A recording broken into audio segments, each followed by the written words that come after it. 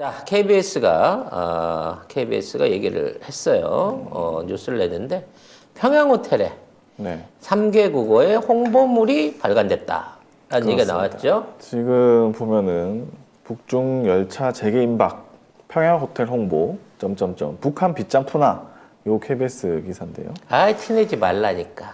이렇게 미리 준비를 해가지고 또 티를 냈네. 지금 북한과 중국을 잇는 압록강 철교를 이제 열차가 이동하는 모습, 요게 포착이 됐다고 하는데, 중국 쪽 기관차가 압록강 건너간 건 아니고, 철교의 중국 쪽 구간까지는 왔다가 갔답니다. 예, 중국과 북한 사이 거기를 중국 구간까지 열차가 왔다 갔다.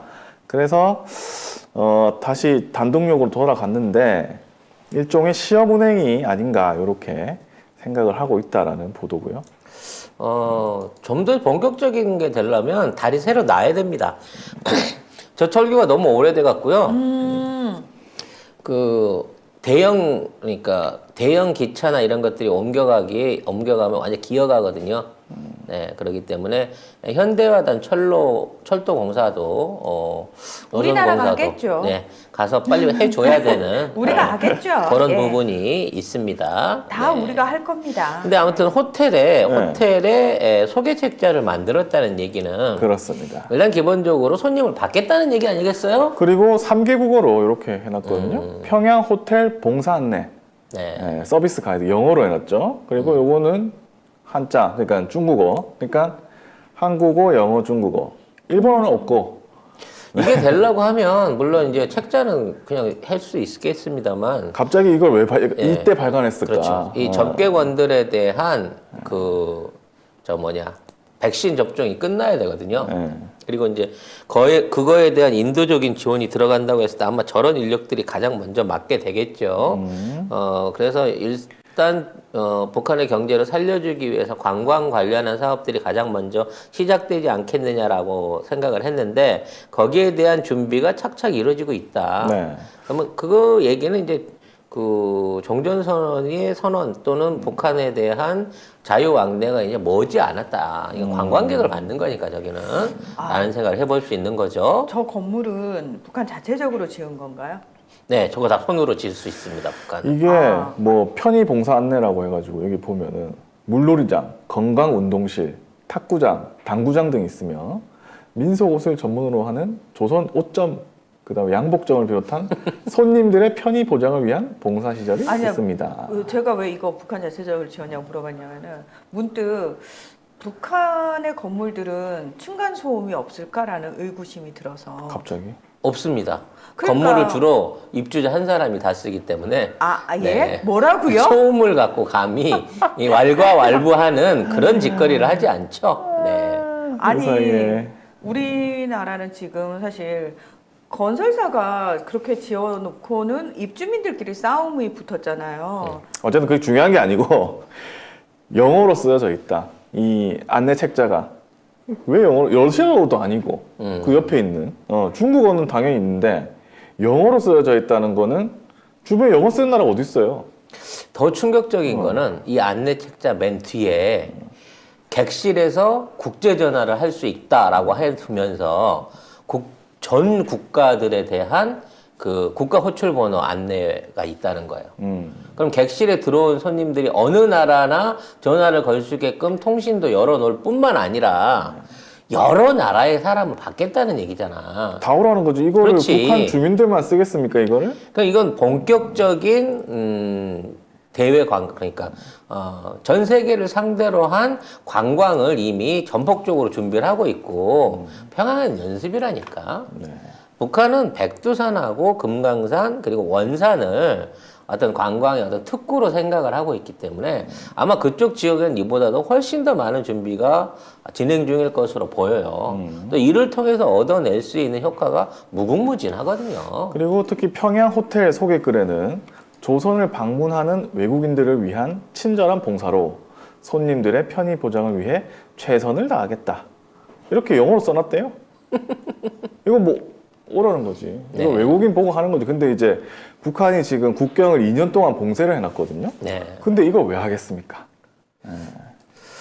지금 이제 그 북한이 5천만 도수. 그러니까 전 국민들한테 2번 접종할 수 있는 수준의 백신을 일거에 달라라는 요구를 했었다고 해요, 중국에. 근데 중국도 그만한 물량을 대줄 수가 없어가지고 협상이 틀어졌다고 하는데 지금 이제 화이자 얘기가 나오고 있지 않습니까? 화이자로 5천만 명 분을 투약 내용을 던져주기는 어려울 것이고 아마 이제 국제 백신 기구나 뭐 이런 쪽을 통해서 그렇게 하기로 지원 논의가 지금 나오고 있을 건데 아무튼 이 모든 것들이 북한의 개방을 염두에 두고 있는 것이고 그거는 정전선언 이후에 나올 거기 때문에 정전선언은 상당히 가까워 있다라고 얘기할 수 있는 거예요. 그리고 이 KBS 기사에서는 신의주 인근에 의주공항이 있대요. 신의주 인근의 네네. 의주공항, 여기에 방역 설비를 대규모로 갖추는 공사도 사실상 마무리된 것으로 파악되고 있다. 이렇게 얘기를 하고 있습니다. 네, 북한이 국제사회 복귀할 준비를 하고 있는데요. 이와 관련해서 이제 종전선언 관련된 그 중앙일보 기사가 있습니다. 여기는 기사가 되게 부정적이에요. 얘들은 늘 그렇지. 제목이 뭐 종전선언 논의 즉답 피한 국무부라고 돼 있거든요. 왜냐면 한미 정부 간에 일종의 엠바고 같은 거죠. 절대 조중동한테는 말해주지 말자. 말해주면 초친다. 뭐 이런 차원에서 니네가 아무리 민간 언론사가 물어봐도 우리는 대답 안 해줄 거야라고 하는 엠바고를 국무부가 잘 지키고 있는 게 아닌가 생각이 들어요. 근데 모라님 이거 제가 원고에 있는 부분 한번 줄친 부분 읽어주시겠어요? 지난 9월부터. 지난 9월 취임한 크리튼 브링큰 차관보는 이번이 첫 방한이다. 지금까지 성김 국무부 대북 특별대표와 노규덕 외교부 한반도 평화본부 장관 진행해온 종전선언 논의를 차관보 단계로 끌어올릴지 관심이었는데 미국 측에서 사실상 큰 관심을 보이지 않는 셈이다.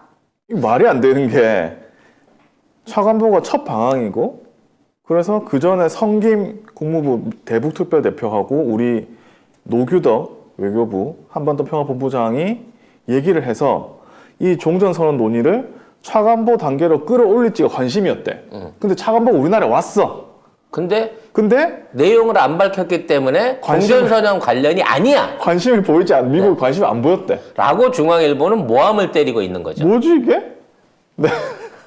한미가 종전선언에 대한 이견을 좁히기 위해 대화할 것이냐는 비슷한 취지의 질문에 유도신문까지 했네. 프라이스 대변인은 대화와 외교를 통한 한반도에서의 지속적인 평화와 완전한 비핵화를 이루는 것이 최선이자 가장 효과적인 길이라는 점에 대해 한국 측 카운트파트와 견해가 일치한다고 답했다. 네. 한미 간 의견 일치 대상은 종전선언이 아니라 한반도 완전한 비핵화라고 강조한 것이다. 참 주관적이네요. 네. 아니 지금 차관보가 얘기했잖아. 왔다니까. 지금 북한하고 유도탄 그러니까 유도 미사일들 중장거리 미사일들 철수하는 거 지금 군사 협력 차원에서 진행하고 있다고 얘기했잖아. 일단 그것만 없애줘도 미국 입장에서는 단계별 비핵화를 수용한다고라는 내부적인 합의가 돼 있다고 그렇게 설명을 해줬는데 종전선언에 대한 말에 즉답을 표했으므로 국무부는 생각이 없는 것이다. 아주 좀 미국 사람 마음을 읽어요, 아주. 차관보 그럼 왜 왔어?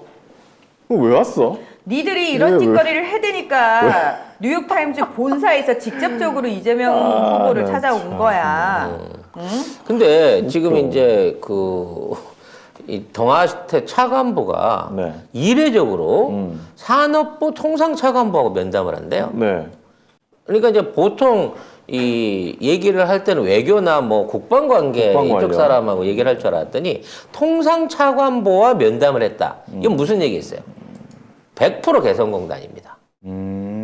앞으로 북한에서 생산되는 물자, 북한으로 들어간 물자에 관련된 아하. 실무적 협약을 하기 위해서 통상차관보, 산업부 통상차관보를 면담하는 거예요. 그리고 산업부 통상차관보 정대진 차관보 면담하고 그 다음에 이성호 경제외교조정관도 만납니다.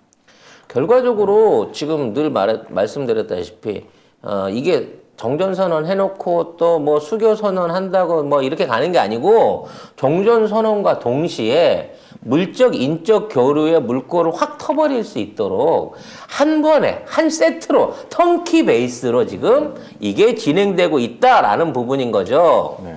그리고 이 크리튼 브링크 미국 차관보는 오바마 행정부 시절에 백악관 NSC 아시아 담당 선임 보좌관을 했고 거기에 국무부 북한 담당 선임 고문 등을 지낸 사람입니다.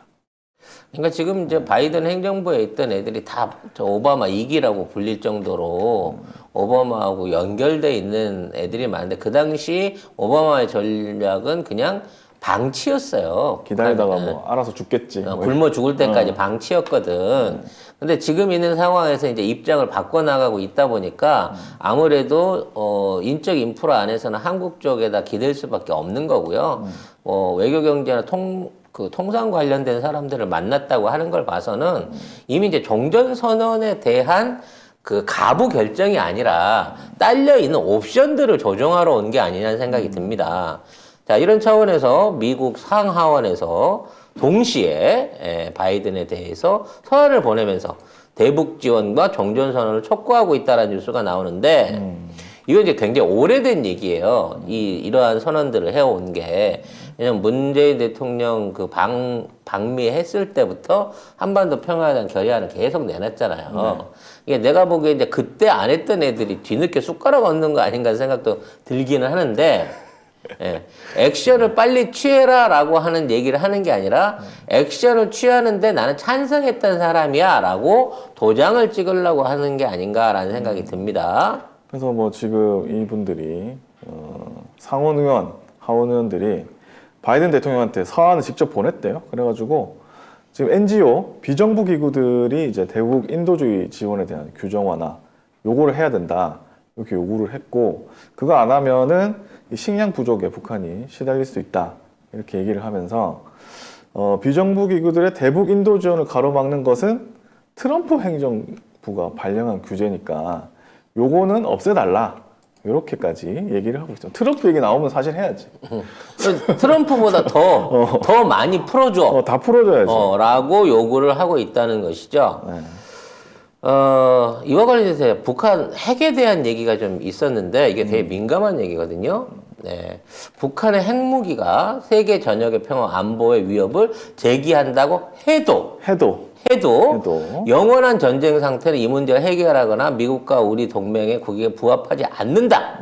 오히려 전쟁 상태가 핵 문제를 어렵게 진행한다.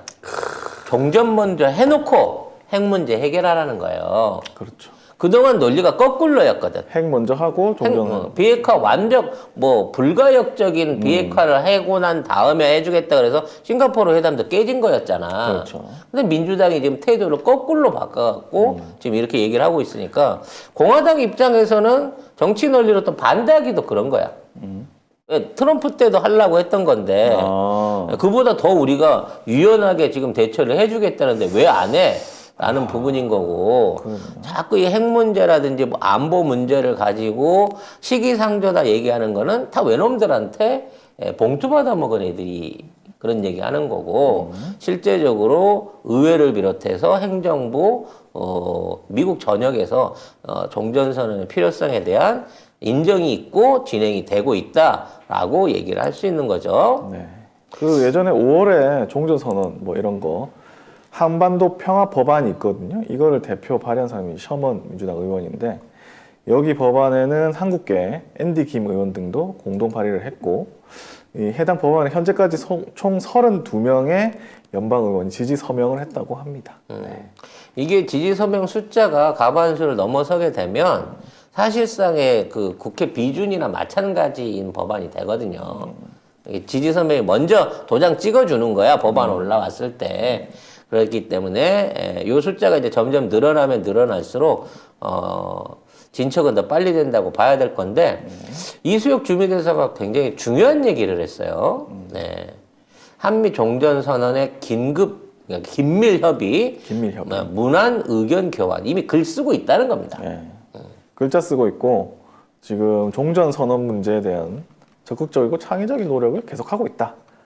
이렇게 얘기를 하고 있으니까, 그러니까 문안까지 교환했다는 거는 토씨를 어떻게 할 것이냐 뭐 이런 거잖아요. 그렇지. 세부 내용까지 한 거고 문안을 교환했다 그랬잖아. 일방적으로 써서 제출한 게 아니라 왔다 갔다 하고 있다. 북한 측 의견도 듣고 북한 측? 미국?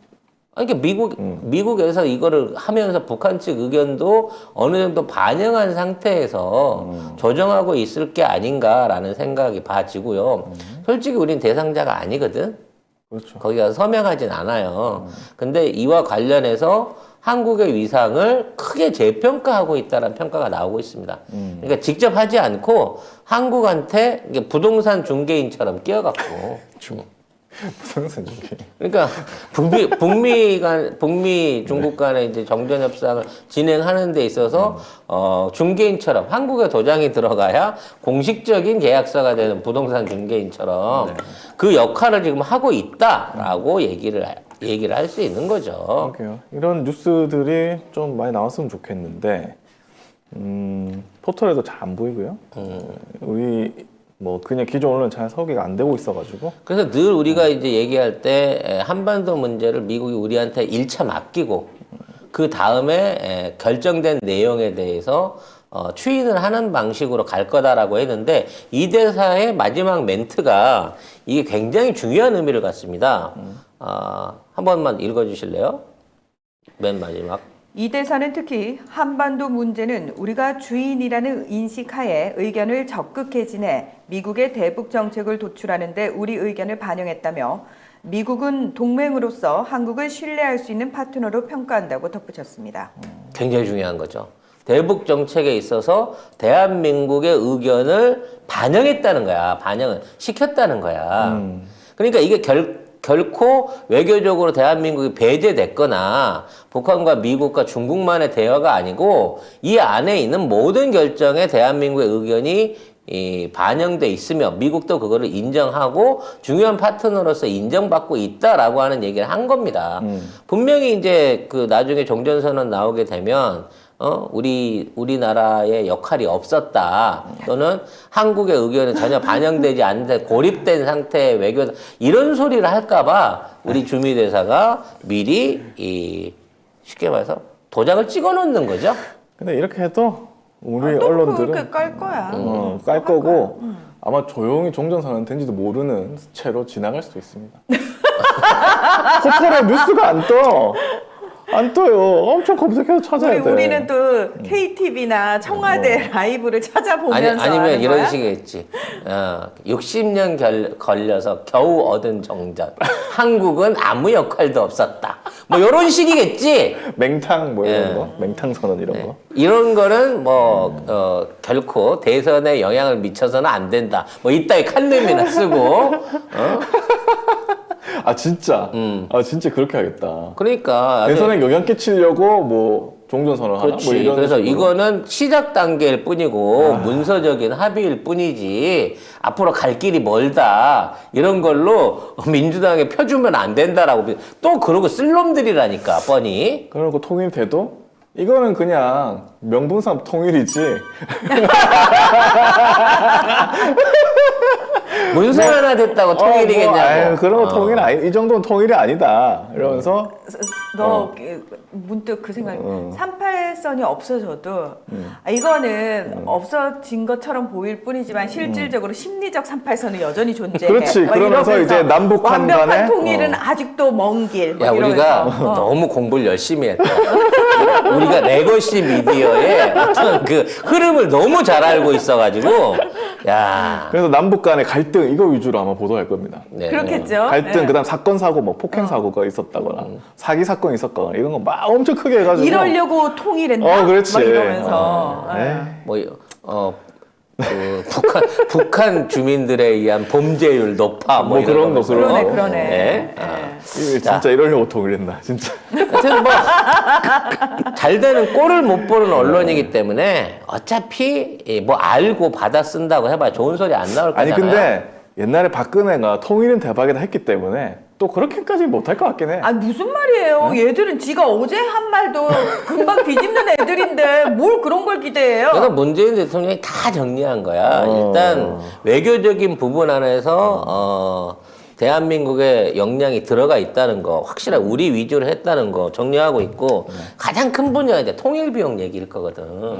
근데 외국에서 돈 싸들고 온다고 난리잖아. 아니 그리고 통일 비용 관련해서도 그 당시에 조선일보가 보도한 게 있어요. 별로 뭐 크게 안 든다거나 아니면은 이제 그 박근혜 때 한 거였지. 박근혜 때 한 거 통일 대박이다 그때 기사를 보면은 뭐 비용이 들어도 우리가 감수해야 된다 이런 뭐 무슨 조사 있잖아요. 여론조사 이런 것까지 띄워놓고 해가지고 막 통일된다고 막 미친 듯이 밀어붙였다니까. 그리고 놀라운 게 뭐냐면 그 통일부나 이런 쪽 앞으로 내년도 예산안 검증하는 데 있어서 뭐 북한에 지원하기 위해서 특별하게 비용을 늘렸다든 등 뭐 그와 관련된 내용이 없어요. 그냥 정부는 평상시대로 평안하게 갑니다. 대신 지자체들한테 그 권한을 다 내려준 거죠. 지자체끼리 연결해갖고 평양이랑 하든 원산이랑 하든 각자 카운터 파트너 해갖고 교류해라고 얘기를 하면서 그 맥락까지 전부 다 묶어놨어요. 국내 22개 지자체, 사실 22개면 전체 아니야? 웬만한 시도는 다 연결돼 있는 거잖아. 22개 지자체들이 북한하고 자매 결연을 맺어가지고 교류 사업을 본격적으로 진행하게끔 될 겁니다. 그러니까 기레기가 아무리 폄하를 하더라도 할 일은 한다라는 게 중요할 것 같습니다. 그때 그 기사를 한번 나중에 가져와서 읽어드려야겠다. 네. 우리의 예언이 그대로 기사로 올라오는 거 여러분들이 보실 거예요. 예방주사 맞으셨으니까 얼마나 큰일인지 막 자랑하고 싶어 죽겠는데 이 기레기들이 진짜로 기사를 묻어버릴 수도 있겠다는 그런 걱정이 드네요. 잘 된 것도 못했다고 하는 판에. 네.